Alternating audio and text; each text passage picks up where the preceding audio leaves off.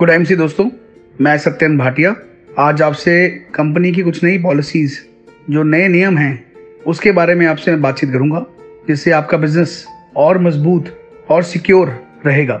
सबसे पहला नियम, जब कोई व्यक्ति कंपनी में ज्वाइन करता है तो उसके मोबाइल फ़ोन के अंदर वन टाइम पासवर्ड OTP भेजा जाता है और उस पासवर्ड द्वारा उसकी ज्वाइनिंग की कंफर्मेशन की जाती है।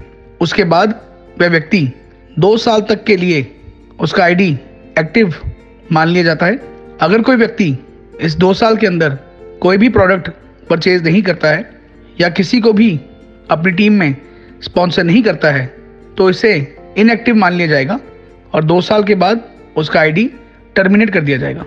किसी व्यक्ति की अगर ID किसी और का मोबाइल फ़ोन डालकर ज़बरदस्ती लगाई जाती है और ऐसा केस सामने आता है तो उसका ID माननीय नहीं होगा। दूसरा नियम, कोई व्यक्ति जब किसी भी ग्रुप के साथ ज्वाइन कर जाता है, एसोसिएट बन जाता है, तो वह किसी और ग्रुप के साथ, IMC के किसी और लीडर के साथ वह ज्वाइन नहीं कर सकता है, ना ही अपने वाइफ के नाम पे, ना ही पेरेंट्स के नाम पे, ना ही बच्चों के नाम पे।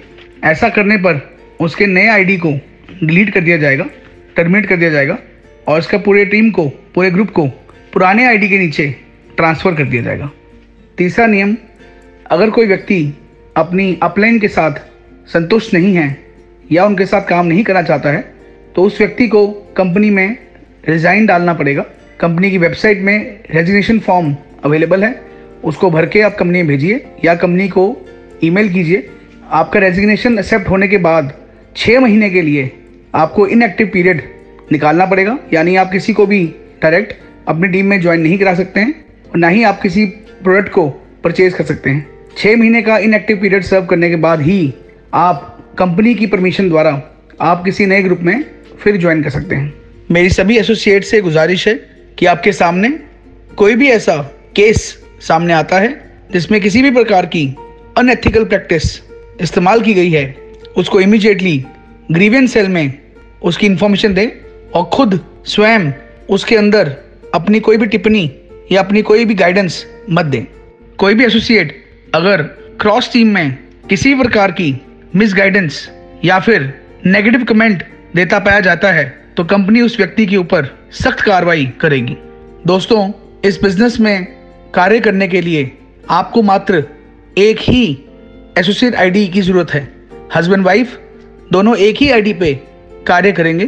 कोई भी व्यक्ति अगर अपनी वाइफ की या वाइफ अपने हस्बैंड की दूसरी ID अगर लगाती है तो इस 1 जनवरी के बाद उसकी दूसरी ID को टर्मिनेट कर दिया जाएगा और उसकी पहली ID के साथ वो टीम को जोड़ दिया जाएगा। दोस्तों, ये सारे नियम 1 जनवरी 2019 से इम्प्लीमेंट कर दिए गए हैं और अब कोई भी केस, चाहे वो नया हो चाहे पुराना हो, कंपनी के पास आता है तो उन केस को नए नियम के हिसाब से उन पे कार्रवाई की जाएगी।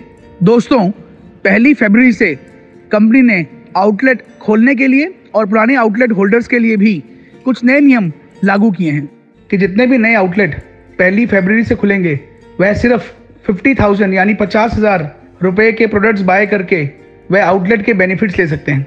दोस्तों, जितने भी पुराने आउटलेट्स खुल चुके हैं उनको भी अब 1 लाख रुपए के प्रोडक्ट्स को मेंटेन करना अनिवार्य नहीं है। वह भी सिर्फ 50,000 का स्टॉक रख सकते हैं और मिनिमम 25,000 का स्टॉक मेंटेन कर सकते हैं। इस कंडीशन पे कंपनी ने जो प्रॉफिट लेवल है, इन्वेस्टमेंट कम होने के कारण अब बिजनेस वॉल्यूम के ऊपर 12% का प्रॉफिट लेवल देने का निर्णय लिया है। काइंडली इन सभी नियमों के बारे में अपनी टीम को इन्फॉर्म करें और इस बिज़नेस को और मजबूती से बिल्ड करें। गुड टाइम सी दोस्तों।